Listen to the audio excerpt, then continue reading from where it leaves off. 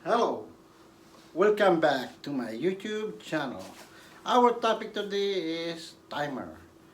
I will show you how to install timer and how to set up. Before we are going to installation in actual and to how to set up, I show you quickly my circuit diagram for this one here. I will explain to you quick. This is our timer circuit diagram. This is a breaker, 15 amps supply for this timer. This is our timer. This is our terminal blocks. TB, that means terminal block. Each terminal there is a marker. Line 1, L1, that means line 1, supply from line. Line 2, may slash siya, there is a slash, and that means line 2 neutral. Normally close. This is we have two relay, normally close contact and normally open, both same. So we don't need to use this normally close. We are using normally open contact. So we have line 1, 2, 3, 4, 5, 6, 7, 8. So we need only 4 terminal. 1, 2, 3, 4. So you need line 1 connected to our hot line 1 and jumper to the common, and line 2 connect to the line 2 neutral and it's going to jumper to the light. And then this output of the common, there is output here when that you reach the setup time you want to turn on the light. This one will be changed to close contact and going to the light, then energize. That's all. If you want to use this in straight light too, instead you gonna use the light here, disconnect the light bulb, use this contactor coil, you lead this load, and for the street light, a lot of load there. It's one bulb is you have 200 watts, 100 bulb you have time is for that, and you have to divide from the voltage. So you can get the breaker how much you want here, because the breaker different breaker from here if in use in the street light. If you want to use this too, you can use, because this relay we don't need to use this. We are showing only one connection here. If you want to use this, you can jump this common here to common, and then normally close, open to the light, and then jump neutral to the light, then that's the way. Okay, I'll show you the actual we're gonna connect and set up. Our breaker, black wire and hot wire is already here, our supply, and this is our common. This 2 wire is going to the light. I connect already. It will not take too long how to show you. We gotta install first to wire before I'll show you how to set up. Okay. I need gloves. Wear gloves first for protection. And this wire, positive, I connect now. You need long nose. Connect to the line 1 together with the common. Okay. Line 1 and common done. We need next line 2.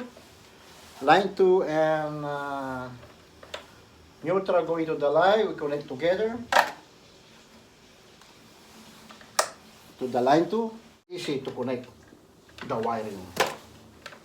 And then return from the light. This is a black wire. We're going to connect to terminal 4, normally open. Done.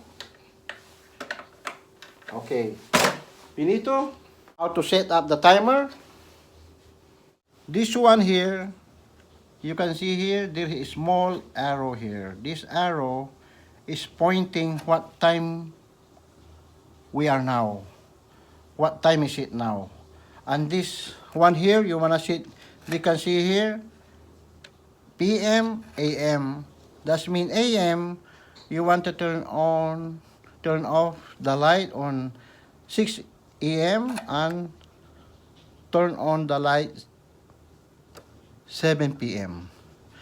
So this one here, this small dial here, when you move this one here, that means off. When you put this one here, is on. So now this pointing arrow, it's showing the clock. This the important, this arrow, how to set up the time, the hours. Let's say now, I move away the camera so that you can see. Okay. For example, our time now is 3:30 p.m. in between of 3 and 4, 3:30. Up your time, 3 p.m. This dial, it's turning automatically like a clock.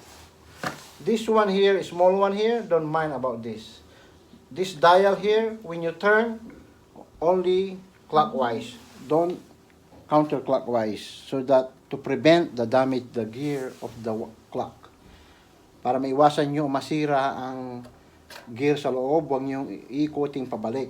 Dapat clockwise lang. Okay? 3 o'clock now. Switch here. We put in 7 o'clock. The light is on. I will turn the dial bypass, because if we're gonna wait, take too long, about 1, 2, 3, about 5 hours we stay here. So I will turn now. Okay, now I turn. We turn on the light about 7 p.m. You can see the arrow. So light on. Light on. After 6 p.m., 6 a.m., we sit up, and 6 a.m. will turn off.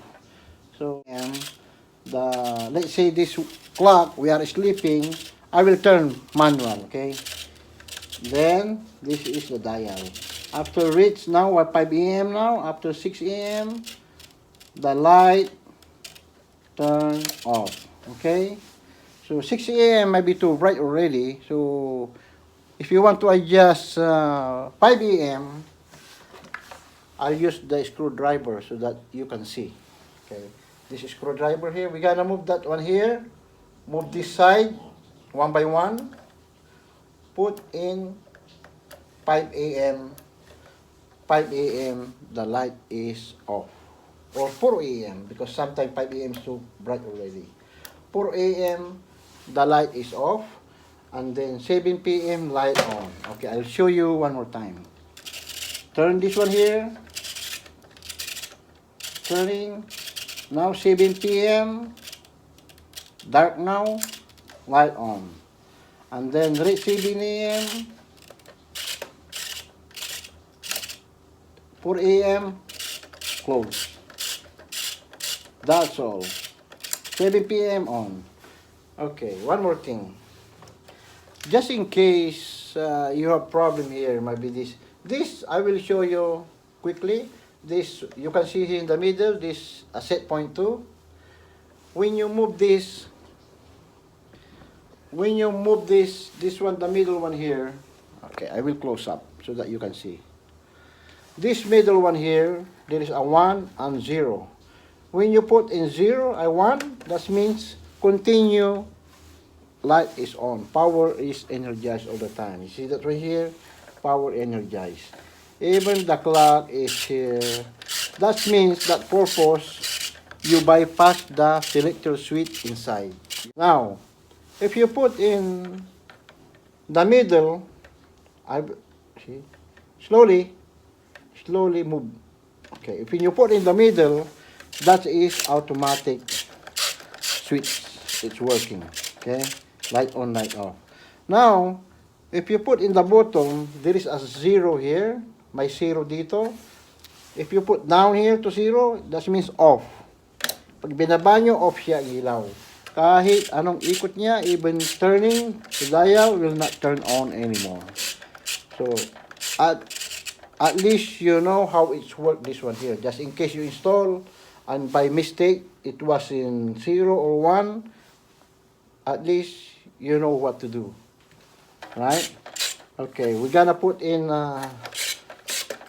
out, but this one supposed to be always in the middle one for the automatic cycle. Okay, turn on and off. I will turn on again. 7 p.m. light on. That's all. That's very simple. Ganun lang kadali. Okay, 7 p.m. turn on the light. Almost 6 p.m. 7 p.m. light on, and then 6 a.m. 4 a.m. light off. This is the purpose for this timer that you can use everywhere. Okay, as I told you, dial the arrow here, that's is for time setup. All right, that's all, my friend. I will end this tutorial. I hope you understand, and if you don't understand properly, just comment below and I explain to you. Kung di nyo masyado naintindihan, mayroon kayong katanungan, mag-comment kayo sa baba, and iwanan ko. Just, that's all. Thank you. Have a great day to everyone. Bye-bye.